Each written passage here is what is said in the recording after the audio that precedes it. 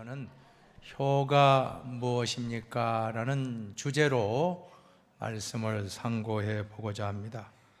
가장 한국적이면서도 가장 세계적인 것이 세 가지가 있다라고 합니다.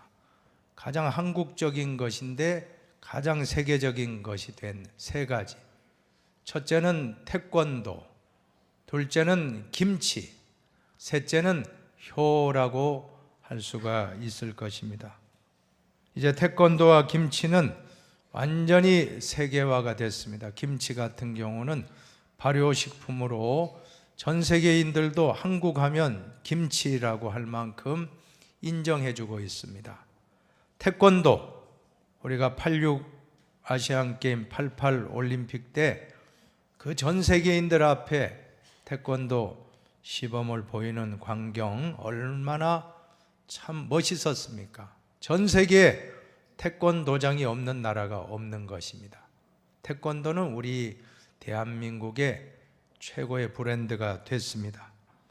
또한 우리나라는 예부터 동방 예의지국이라고 알려지고 있습니다. 그래서 효가 많이 강조된 나라인데 언제부터인가 산업화가 되고 또한 도시화가 이루어지고 핵가족 시대가 되면서 이 효사상이 퇴색되고 많이 지금 약화되고 있다라고 하는 것입니다. 가장 한국적인 것이, 가장 세계적인 효사상, 우리가 다시금 효를 발전시켜서 세계에서 제일 1등 가는 효도 국가를 만들 수 있게 되기를 축원합니다. 효사상은 공자가 출생하기 1000년 전, 효사상은 공자가 태어나기 1000년 전에 모세에게 주신 십계명에 잘 나타나고 있습니다. 내 부모를 공경하라. 사람에 대한 첫 번째 명령이 바로 이 효도에 대한 계명입니다. 그러므로 효의 원조는 성경입니다. 성경은 효경입니다. 효경. 효가 살아나면 가정이 살아나고, 효가 살아나면 교회도 살아나고 사회도 살아나고, 효가 살아나면 우리 대한민국이 세계 1등 국가가 될 줄로 믿습니다. 오늘 우리는 효가 무엇인지 함께 말씀을 중심으로 나누어 보길 바랍니다. 첫 번째로 효는 하나님의 명령이라는 사실입니다. 오늘 성경 말씀 에베소서 6장 1절과 2절을 함께 봉독해 보겠습니다. 자녀들아, 주 안에서 너희 부모에게 순종하라. 이것이 옳으니라. 내 아버지와 어머니를 공경하라. 이것은 약속이 있는 첫 계명이니. 본문을 자세히 보세요. 본문을 자세히 보면 뭐라고 말씀합니까? 내 아버지와 어머니를 공경하라. 명령형입니다. 공경하라. 명령은 어떤 것입니까? 명령은 해도 되고 안 해도 되는 게 아니고 반드시 해야 되는 걸 명령이라고 합니다. 효는 해도 되고 안 해도 되는 것이 아닙니다.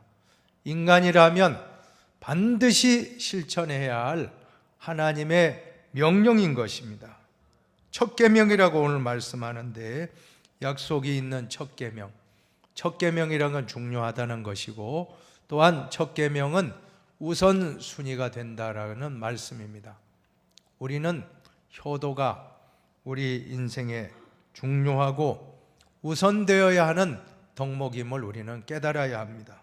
성경에서 공경하라는 그 단어를 히브리어로 보면 카베드입니다. 카베드는 무겁다는 뜻인데 부모님을 공경하라는 것은 부모님을 가볍게 여기지 말고 무겁게 소홀히 여기지 말고 존중하며 무겁게 여기라는 말씀입니다. 성경에서 카베드가 명령형으로 쓰일 때는 하나님과 부모님에게만 두 번 용례가 나온다는 겁니다. 이 카베드라는 단어를 명령으로 쓸 때는 하나님을 공경하라. 부모를 공경하라. 이 두 대상밖에는 없다라고 알려지고 있습니다. 성경에 보면 얼마나 효도를 강조하는지 한번 잠언 30장은 너무나도 우리가 소름 끼치는 말씀입니다. 섬뜩한 말씀이에요. 한번 같이 낭독해 봅시다. 아비를 조롱하며 어미 순종하기를 싫어하는 자의 눈은 골짜기에 까마귀에게 쪼이고 독수리 새끼에게 먹히리라. 예, 아비를 조롱하고 어미 순종하기를 싫어하는 자는 그 눈을 까마귀가 쪼아서 독수리가 먹는다. 얼마나 무시무시한 말씀이 나옵니다. 또 불효죄는 사형죄로 말씀합니다. 자기의 아버지나 어머니를 저주하는 자는 반드시 죽일지니라. 불효죄는 사형죄입니다. 안 믿는 사람들은 기독교를 오해합니다. 기독교는 부모도 모르고, 기독교는 조상도 모르고, 기독교는 제사도 안 지내니 불효막심한 종교라고 오해하고 있습니다. 그러나 불효자는 까마귀에게 눈이 쪼이고 독수리 새끼에게 눈이 먹힌다라고 할 때 기독교야말로 효도의 종교인 것입니다. 역사적으로 공자가 출생한 날짜가 주전 551년인데 모세가 활동하던 시기가 주전 1500년이니까 1000년 앞서 내 부모를 공경하라. 출애굽기 나옵니다. 효도의 원조는 유교가 아니고 기독교입니다. 1000년 앞섰습니다. 1000년. 내 부모를 공경하라. 분명히 십계명에 말씀하고 있습니다. 여러분, 십계명 한번 요약을 해드리겠습니다. 여러분들이 십계명을 꼭 암기하십시오. 오늘대로만 암기하면 한 분도 아마 모를 분 없습니다. 1계명은 1절 나 외에 다른 신을 섬기지 말라. 외울 수 있겠습니까? 1절 나 외에 다른 신 섬기지 말라. 아시겠습니까? 그럼 2계명은 여러분이 한번 읽어주십시오. 2계명. 이상한 우상을 만들지도 말고 섬기지도 말라. 예, 3계명. 삼가 여호와의 이름을 망령되이 일컫지 말라. 4계명. 사업이 아무리 바빠도 안식일을 기억하여 거룩히 지키라. 5계명. 오만이 아바디를 공경하라. 6계명. 육혈포로 살인하지 말라. 7계명. 칠보 단장하고 간음하지 말라. 8계명. 팔로 도둑질하지 말라. 9계명. 구렁이 담 넘어가듯이 거짓말하지 말라. 10계명. 10원이라도 이웃의 것을 탐내지 말라. 예, 우리 흰돌교회 성도님들은 한 분도 10계명은 이제 모를 분이 없는 줄로 믿습니다. 성경책 맨 뒤에 펴보시면 10가지 계명이 나오는데 1, 2, 3, 4, 5, 6, 7, 8, 9, 10 부족한 종이 가르쳐 준 대로 여러분이 암송해서 다른 분에게도 전파해 주시기를 바랍니다. 자, 그런데 이 10계명 중에 제일 중심에 있는 계명이 바로 5계명이라는 거예요. 5계명. 내 부모를 공경하라. 오마니 아바디를 공경하라 하는 5계명이 제일 위치상으로도 거의 중간에 있는데 뜻도 중간에 있어요.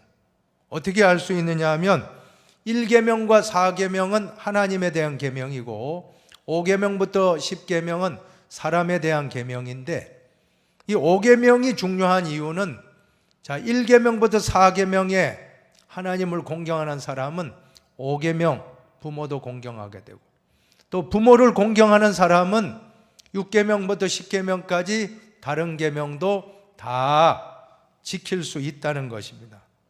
우리가 잘못해서 만약에 감옥에 간다면 어떻게 되겠습니까? 부모에게 그보다 큰 불효는 없을 겁니다. 부모를 효도하는 사람은 살인할 수가 없습니다. 또 간음할 수도 없고 도둑질할 수도 없고 거짓말, 사기칠 수도 없어요. 왜냐하면 감옥 가기 때문에 잘못하면 부끄러운 일을 당하기 때문에 또 이웃의 것을 탐낼 수도 없다는 것입니다. 그러므로 5계명은 하나님과의 계명, 1계명부터 4계명과 사람과의 계명 6계명부터 10계명을 연결하는 중앙에 위치해 있다. 5계명의 중요성을 우리가 알아야 하겠습니다. 왜 또 5계명이 중요한가? 사회를 살아갈 때도 마찬가지 원리입니다. 레위기 19장 32절을 같이 읽어보겠습니다. 너는 셋머리 앞에서 일어서고 노인의 얼굴을 공경하며 내 하나님을 경외하라. 나는 여호와이니라. 아멘. 셋머리 앞에 일어서라. 노인의 얼굴을 공경하라. 무슨 뜻입니까? 부모에게 효도하는 마음으로 어르신들을 공경하고 효도하는 것이 건강한 사회의 모습이라고 하는 것입니다. 그래서 논어에도 보면 들어오면 효도하고 나가면 공경하고 이러한 것들을 다 한 다음에 힘이 남으면 공부, 학문에 힘쓰라라고 말씀해요. 논어에 학이편이라는 편이 있거든요. 제일 첫 번째 나오는 그렇게 배움을 강조하는데 배우기 전에 학문을 하기 전에 뭐를 하라고 합니까? 부모에게 효도하고 어른들을 공경하는 사람이 된 연후에야 그 다음에 공부를 글을 배우고 익히라. 그런데 부모 공경이 없고 어르신 공경이 없이 공부만 잘하는데 나중에 보면 문제가 많이 생긴다라고 하는 것입니다. 사랑하는 여러분, 부모 공경은 하나님의 명령입니다. 믿습니까? 하나님의 명령에 순종할 수 있게 되기를 바랍니다. 그리고 두 번째로는 효는 부모님의 은혜라고 하는 사실입니다. 왜 우리가 효를 해야 합니까? 부모님의 은혜 때문입니다. 왜 우리가 불효하게 되었습니까? 부모님의 은혜를 망각했기 때문인 것입니다.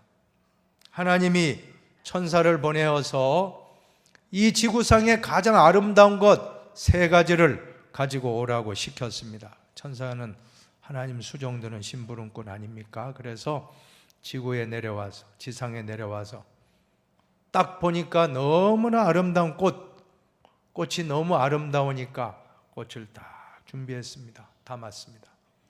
또 두 번째로는 어린아이의 천진난만한 미소, 어린아이가 얼마나 웃으면 녹아지지 않습니까? 1~2살 된 그 아이가 웃는 얼굴, 갓난아이가 웃는 얼굴은 우리 인간 세계에서 가장 아름다운 모습일 겁니다. 그래서 또 천사가 어린아이의 미소, 그 다음에 보니까 어머니의 사랑, 모성애라고 하는 것은 위대하지 않습니까? 너무나 모성애가 아름다우니까 이 3가지를 딱 담아서 하나님 앞에 가져갔는데 그만 꽃은 금방 시들어 버렸고 천진난만한 어린아이의 미소도 금방 또 사라져 버렸습니다. 나이가 들면 또 없어집니다.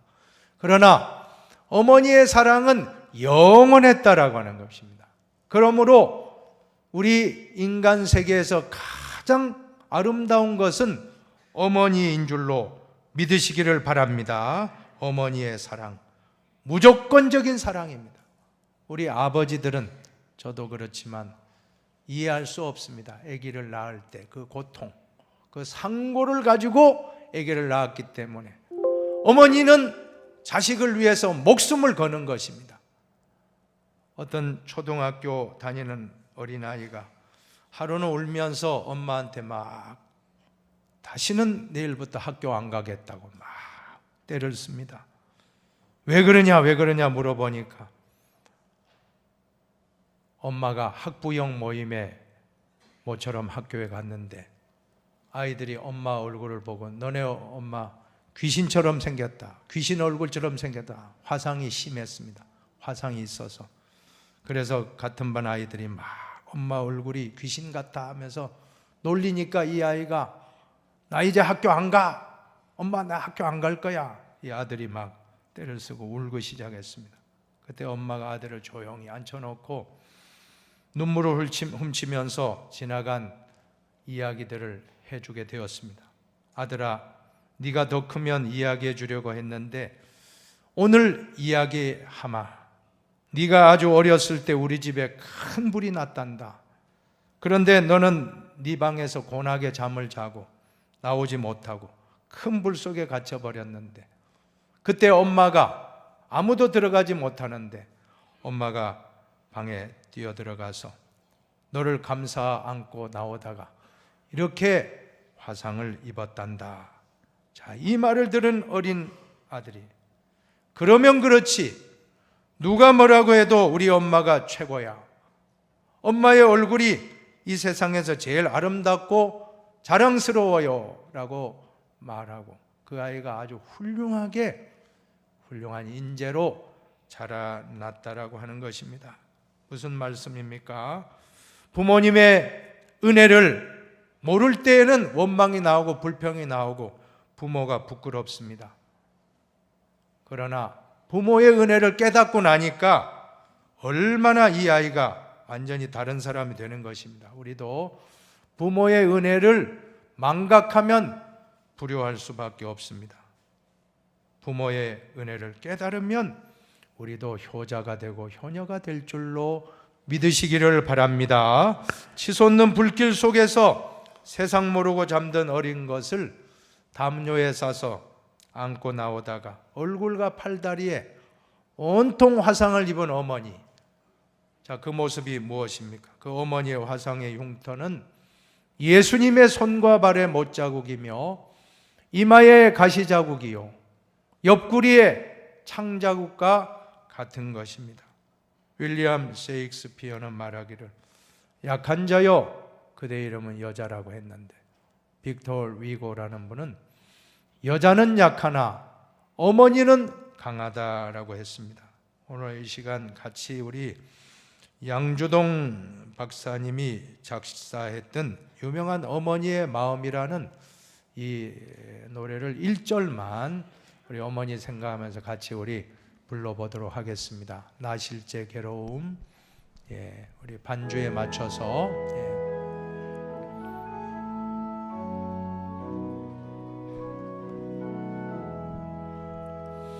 나 실제 괴로움 다 잊으시고 기르실 제 밤낮으로 애쓰는 마음 진 자리 마른 자리 가라뉘시며 손발이 닳도록 고생하시네. 하늘 아래 그것이 높다리요 어머님의 희생은 가히 없어라. 참 이 노래는 부를 때마다 우리에게 참 눈물을 주는 그런 노래가 아닌가 생각되는데 어머니의 은혜를 우리가 생각할 때 우리는 효도할 수밖에 없는 줄로 믿습니다. 역사를 보면 옛날에 우리나라에 고려장이라는 그런 제도가 있었다는 것입니다. 나라가 어렵고 흉년이 들어서 어려운 시절에 늙은 부모를 산 위에 이렇게 마지막 음식을 해서 대접을 하고 큰 절 올리고 산에 두고 내려오는 그런 참 안타까운 그런 이야기가 있습니다. 어떤 아들이 나이 많은 노모님을 지게에 싣고 지게에 업고 이렇게 산에 올라가고 있습니다. 마지막 음식 대접하고 내려오려고 하는데 하필이면 또 왜 그 꼬마를 손자를 데리고 갑니까? 아들을 같이 이렇게 갔어요.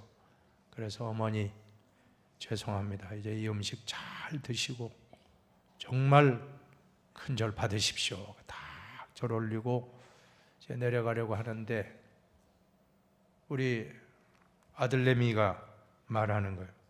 아버지, 왜 지게를 챙겨야지, 지게 왜 안 가져가요?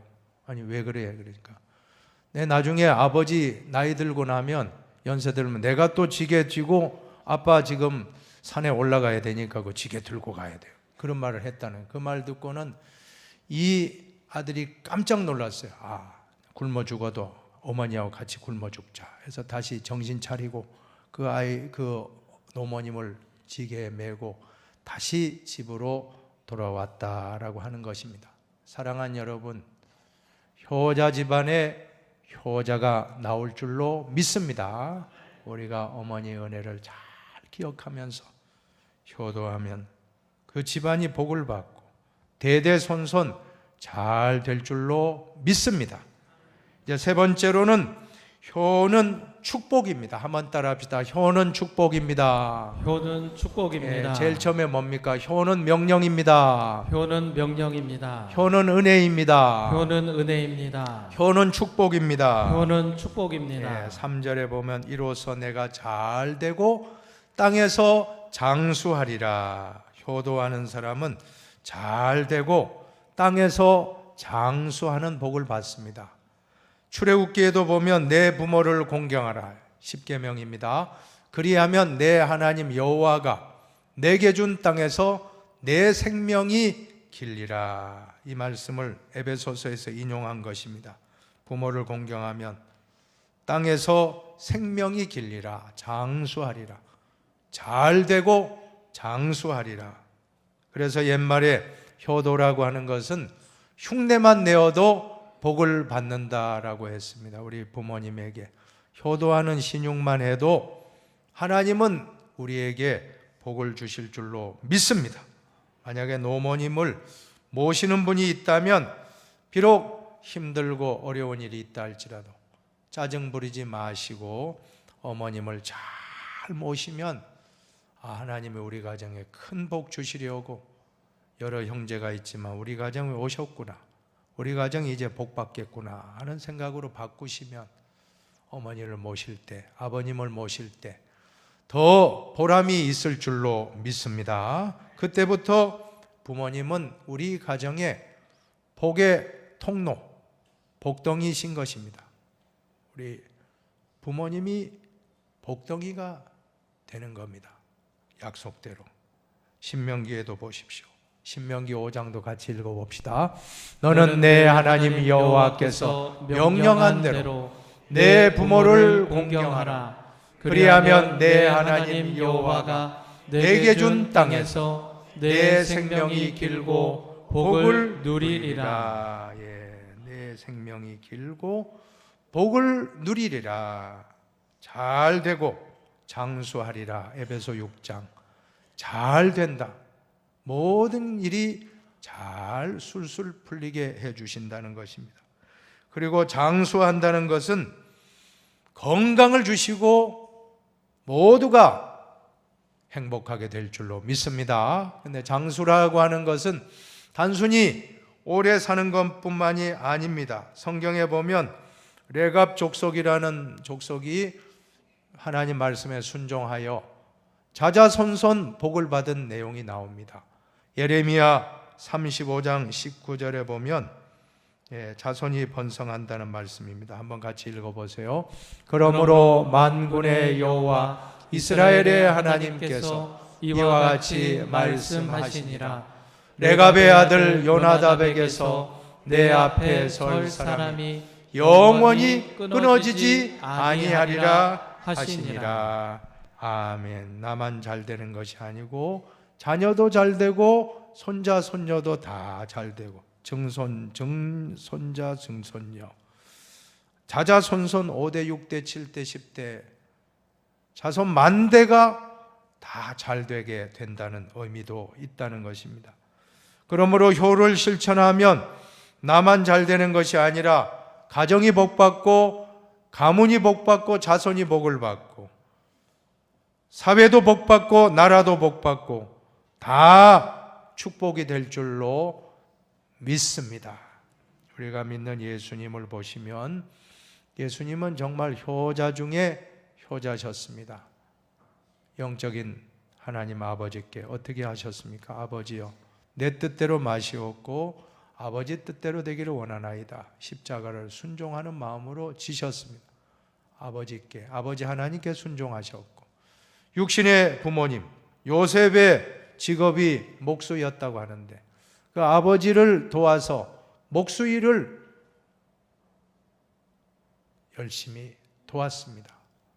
그리고 십자가 질 때 그 어머니에게도 얼마나 효도를 했습니까? 그렇게 아픈 가운데서도 십자가의 통증의 순간에도 요한에게 부탁하지 않습니까? 여자여 보소서 아들이니이다. 바로 이 요한이 이제 어머니의 아들이 될 것입니다. 그리고 요한에게는 보라, 너의 어머니시다. 이제 네가 내 대신에 육신의 어머니 마리아를 잘 모시기 바란다. 그 숨 넘어가는 그 아픈 순간에도 어머니를 부탁하고 어머니를 맡기는 모습, 예수님은 효자 중에 효자입니다. 우리가 예수님 믿으면 우리도 다 효자가 되고 효녀가 될 줄로 믿습니다. 한번 옆 사람에게 격려합시다. 예수님을 본받아 효도 잘합시다. 예수님을 본받아 효도 잘합시다. 예, 다 효자가 되시기 바랍니다. 효녀가 되시기 바랍니다. 제가 대신방 기간에 있는데 어느 장로님 댁에 갔을 때 참 그 벽에 붙어 있는 문구가 좋아서 사진을 한 장 찍어 왔어요. 그 내용이 한번 같이 읽어봅시다. 하루는 1440분 부모님을 위해 10분만을. 예, 하루는 1440분인데 부모님을 위해서 100분의 1 10분만 시간을 내라 하는 그런 교훈의 말이었습니다. 효도라고 하는 것은 거창한 것이 아니라는 걸 깨달았습니다. 하루 10분이라도 10분만 부모님을 뵙고 나갈 때 인사하고 나가 들어오면 어머니 아버님 잘 계신가 보고 같이 살지 않는다 하면 또 전화로 10분만 안부를 묻고 늘 그런 마음이 효도의 시작이다 하는 것을 제가 깊이 깨달았습니다. 사랑하는 여러분, 말씀을 정리하겠습니다. 효는 명령이라고 했는데 명령은 누구에게 내립니까? 명령은 만약에 부모님이라면 자기 자식에게 명령하지 동네 아이들에게 명령하지 않습니다. 선생님도 내 학급, 내 반 학생들한테 명령하지 다른 학교, 다른 학급에서는 명령하지 않습니다. 우리 하나님 아버지도 마찬가지입니다. 하나님도 명령을 우리 믿는 자녀에게, 하나님을 믿는 하나님의 자녀에게 명령을 하신다라고 할 때 불신자에게 명령하지 않습니다. 그럴 때 우리가 느낌이 어떤 것입니까? 아, 이 명령이 부담이 아니고 무거운 짐이 아니고 이 명령이 바로 우리에게 은혜요 축복이 되는 것이구나 하는 것을 깨달았다라고 하는 것입니다. 효는 명령인 동시에 은혜요 축복입니다.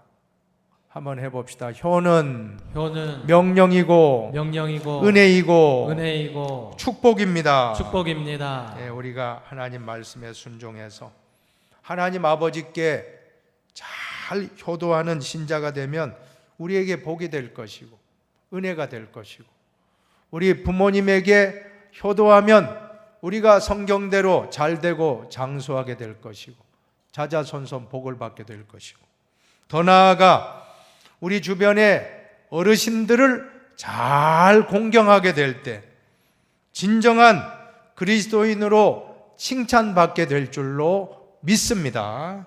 그래서 끝으로 출애굽기 20장 6절을 읽고 마치겠습니다. 나를 사랑하고 내 계명을 지키는 자에게는 천대까지 은혜를 베푸느니라. 한 번 더 읽어봅시다. 나를 사랑하고 내 계명을 지키는 자에게는 천대까지 은혜를 베푸느니라. 아멘. 하나님 말씀대로 부모를 효도하고 잘 어버이를 공경하고 어르신들을 잘 섬기는 사람들은 천대까지 복을 받게 된다라고 약속하고 있습니다. 우리 모두 이 어버이 주일에 어버이를 공경하고 어르신들을 공경하여 축복받는 흰돌교회, 축복받는 흰돌 성도님들 다 되시기를 주님의 이름으로 축복합니다.